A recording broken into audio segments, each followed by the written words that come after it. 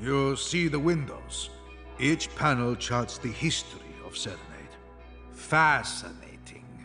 Why are we here? I was given to understand that it was time to start a great task. It is. This is part of it. See the first? The God Emperor shaping the mountains and islands of Serenade with his very hands. The first settlement ship exiting the Imperium. The angelic Saint Madrigal showing the way to Serenade with her blessed lyre. She is usually depicted with a sword, so this is a regional variation. Razin, immortality aside, my time is valuable. Oh, very well. Moving to the interesting part. Here we have the Greenskin War, as they call it.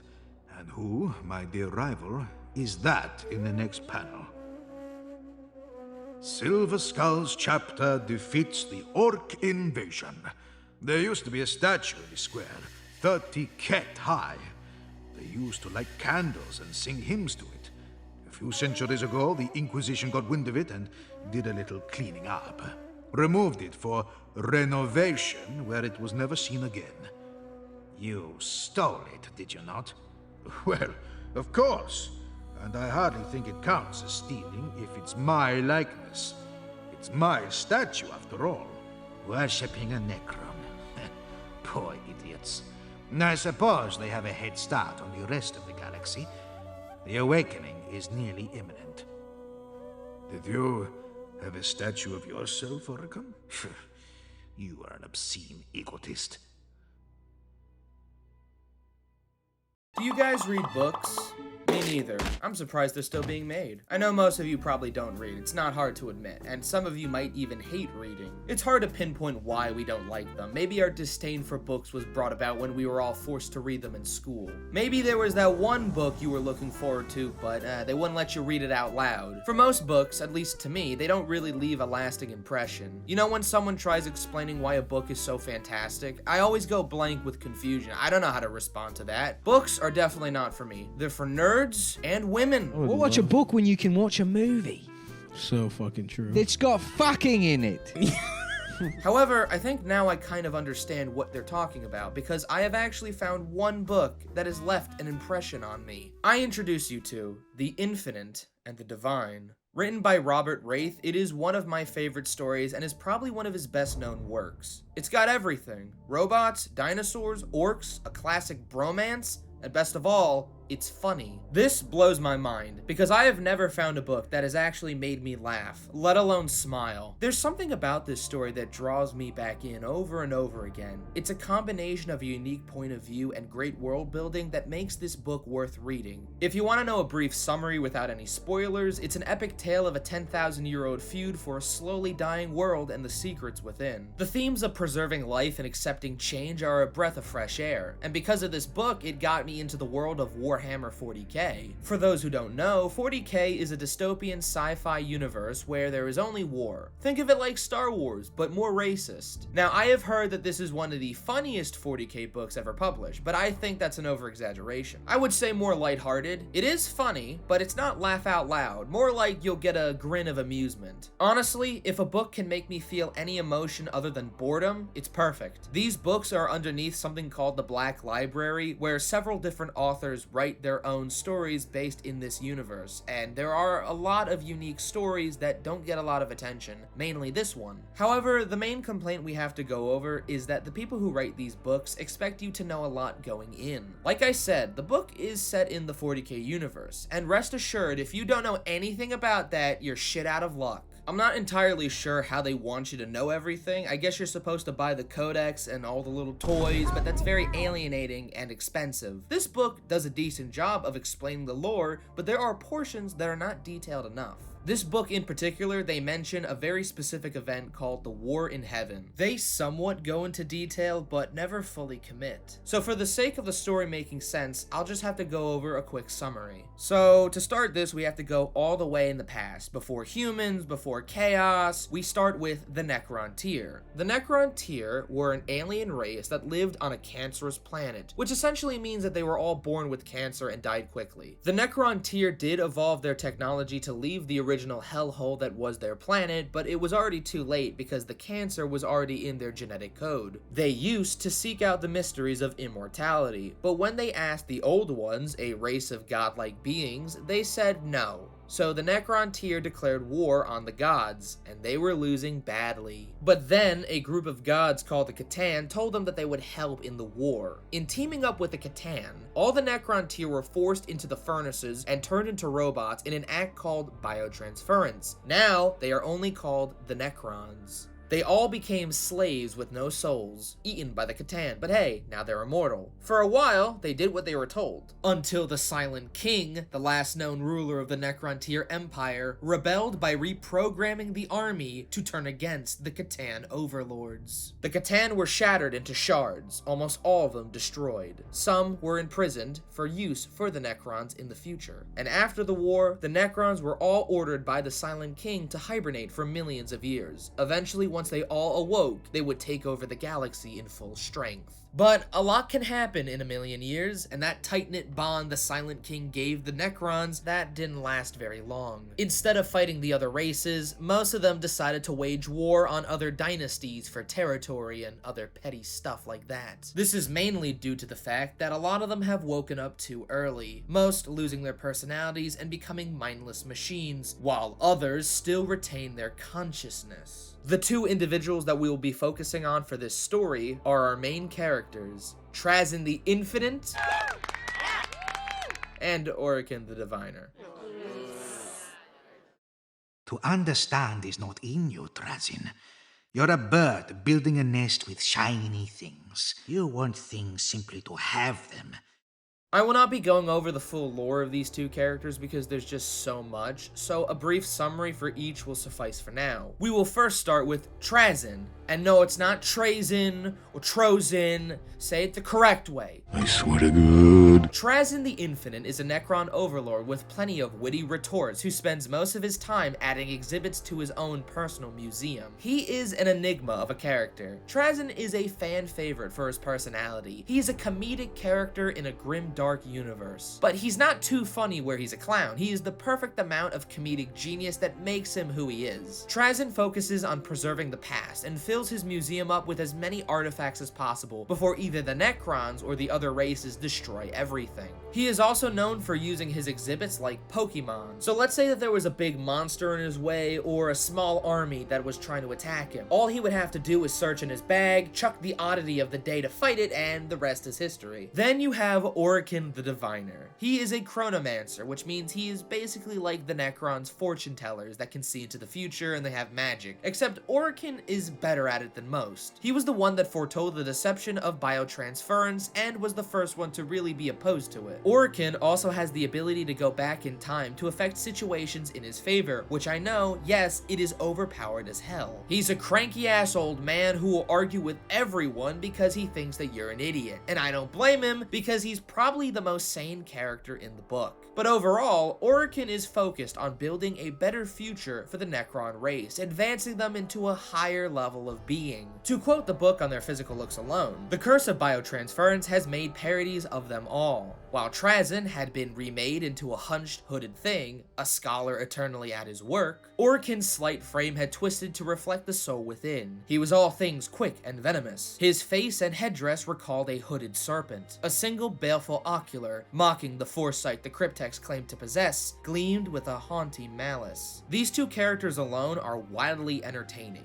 but together they are the perfect duo. Each character gets enough time to themselves for us to understand their motives and opinions. I personally feel a great connection with Trazen. I too am what you call an archivalist. I collect lost media for preservation and entertainment, but mostly to blackmail people. But Trazen and Orican are not just mindless machines. The way Robert Wraith writes these two alien beings makes them more relatable than you would expect. The conversations these two have in the book are really deep and thought-provoking. In the second half of the book, Trazen explains to Orican how he misses music and creating forms of art. He explains how things have no real meaning without the soul, and what's the point of living forever if you can't express yourself? Even when they're doing their own thing, the book goes into great detail on their meticulous nature. Robert somehow makes these machines more human than the actual humans in the book. And that's not an easy task, especially dealing with a race like the Necrons. You are, let us remember, the being who caused a mass extinction by utilizing troops with the destroyer madness.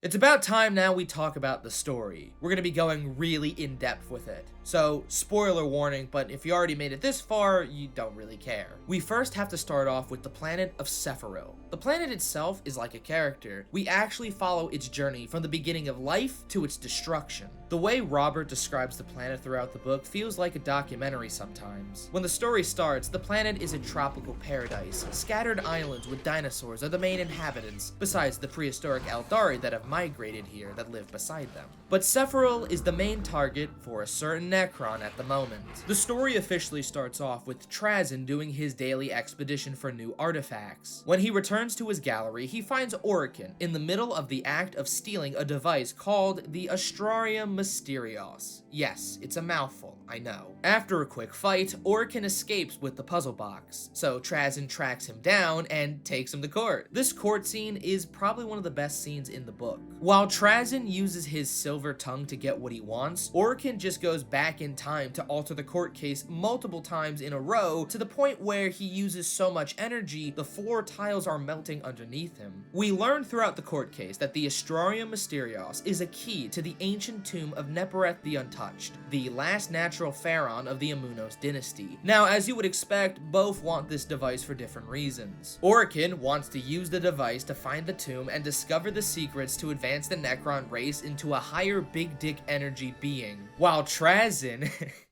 just wants to keep it in his gallery, just to look at it, just to be like, yeah, I got it, so what? What are you gonna do about it, nerd? It is then decided by the court council that whoever opens the tomb gets all the shit for their dynasty. And so begins the war between the Archivalist and the Astromancer. A war that is 80% petty fighting and 20% of literally standing in one spot, either coming up with a response or meditating. Orican takes years to discover the secrets of the box and eventually learns that the tomb is located underneath Sephiroth, but he has to wait another 8,000 years until the timer runs out before he can access it. And even then, there's only a limited amount of time before the tomb closes forever. This is where things get exciting. Over the course of 8,000 years, the planet faces multiple mass-level extinction events due to the arrogance of the two Necrons. Both of these guys steal the Mysterios from each other, and every time they do, they learn something more about the device. However, after a couple of destroyed exhibits, Trazen has enough and gives up, or so we think. Later on, Orican asks him to help fend off an invasion of orcs 3 days before the tomb opens. If they don't stop them, the orcs will probably destroy everything. Now mind you, they can activate a large number of troops to help in this battle, because the council will definitely kill them. So they scramble a small fighting force, and surprisingly, they win. The Necrons are so overpowered in this book that you would think that if they didn't stop fighting each other, they would have already probably won half the galaxy. Now, while Orican was distracted, Trazen held onto the Mysterios and finds the passageway to the tomb. He follows the trail to an underwater cave and finds the tomb door, but Orican tries to kill him before he messes anything up. The two use their own forces to fight each other under this underwater cave until the council comes to stop them. They then go back to court and try to weasel their way out of deactivation. The council will let them live if they work together on opening the tomb, but they probably won't have enough time for that because the planet is scheduled to be destroyed by the humans in an act called Exterminatus, which Trazen and Orican are not very happy about. At this point in the story, the planet has been colonized by humans and renamed to Serenade. This is because the planet somehow sings to them, at least that's what they say. The two Necrons walk amongst the humans in secret while doing as much research as possible before the planet is destroyed. Apparently, there is another door to this tomb, but finding it will be very difficult. Trazen finds out that the songs the humans have been singing have a very similar vibrational pattern to the second entrance of the door, or some device that's hidden in the tomb. The planet itself kind of flows with this vibration. The shells are different, the humans are infected with tumors, it's just all weird. So Trazen is going to try to use that to calculate where the second door is. Orican, in the meantime, talks to a spirit-like figure called Fashani, who helps him decipher decipher the device. Now, Orikin in this book simps over Vishani a lot. He's always saying shit like, oh, you're my only equal, and why don't we kiss, which is pretty lame. I don't even know why he's simping so hard. He doesn't even have a penis. Later on in the book, we find out firsthand why Serenade is scheduled to be destroyed. Orikin is attacked by a gene stealer broodlord that has been set loose. Of course, he blames Trazyn, but he wouldn't do that, right? After a certain amount of time, they actually get all the information they need to properly reopen the tomb, but Trazyn invites Orikin to watch a play with him. While they sit back on the top of a balcony, they both try to connect with each other, in a very heartbreaking scene. If you could go back, would you? Go back to what? The flesh.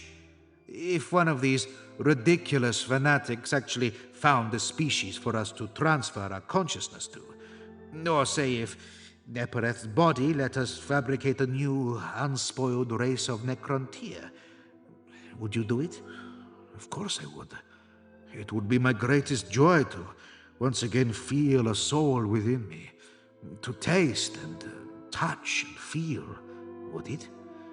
Because then you would be again subject to disease and death, to age. And I remember how afraid you were that the tumors would take your wits, all the work you had done, so much of it up in that cranium of yours. But if you stepped into the forges, got a new metal body, think of all you could do.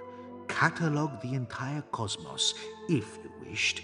And all of it to keep you from thinking about how the things that had made Trazyn, Trazyn had burned off in those fires. Or is that your secret? That you do not miss your soul at all? What brought this on? You said that you resisted biotransference, but you have it backward. I resisted and went on the run. I fled to the library and lived amongst the stacks. But it was my library, not yours. And you, Trazyn, you were one of the ones that came to drag me to the furnaces. But I remember distinctly. If that is true, I am sorry. This bonding process kind of works until they're interrupted by an attacking gene stealer terrorist organization, which came from the Broodlord. And whose fault do you think that is? Trazyn, in the fray, beats the crap out of Orikin and runs down to the tomb. After reaching the gate, Orikin tries to stop Trazyn from opening the door one more time. Orikin had a vision that something terrible was inside that he didn't notice until now. But Trazyn doesn't believe him, thinking that Orikin is jealous of his accomplishments. He finally opens the door, revealing the untouched body of Nepereth. But this was just a lie. In reality, it was a Catan shard in disguise known as the Deceiver. Trazyn is horrified, but Orikin comes to save the day and help fight off the god. With a lot of effort and spare armies Trazyn throws around like Pokemon, the Catan is broken into shards, and both Trazyn and Orikin promise to never open the tomb again, which we all know is a lie. But then, where would I put my wine, librarian? You do not drink wine, my lord. Of course I don't. It's far too valuable. I think I can talk about this book for hours. Honestly, there are so many little things that I can go into detail. There are also a lot of scenes that I didn't go over, like the time when Trazyn was arguing with a servant over where to place his wine cellar, even though he can't drink wine. Or that time when Orikin had to hunt down a swarm of metal-eating insects due to another one of Trazyn's pranks. If I had to pick one quote from the book, it would be this one. And in and of itself, it is probably one of the greatest lines ever written in history. When I was listening to the audiobook for the 5th time, I finally started a Necron army, and I actually played a couple of games. Note to self, never play Necron vs. Necron. I swear to God, you will never die or win. It's just a standstill. The point I'm trying to make is this. This book is very special to me. It is one of my biggest inspirations for making other short films. And hopefully I got you inspired to actually check this book out for yourself. In fact, starting today, I'm gonna be reading more books. I mean, I haven't read in 12 years, but hey, better late than never. Hey everyone, thanks for watching till the end. Really means a lot to us. We hope that we inspired you to actually read the book or check out the audiobook. If you like what you see, please subscribe. There's more on the way. Also, if you want to check out the original artwork for this video, check out the Instagram. Special thanks to the artist who made this possible. We have a lot planned and we hope to see you there when we upload. But until then, we'll see you later.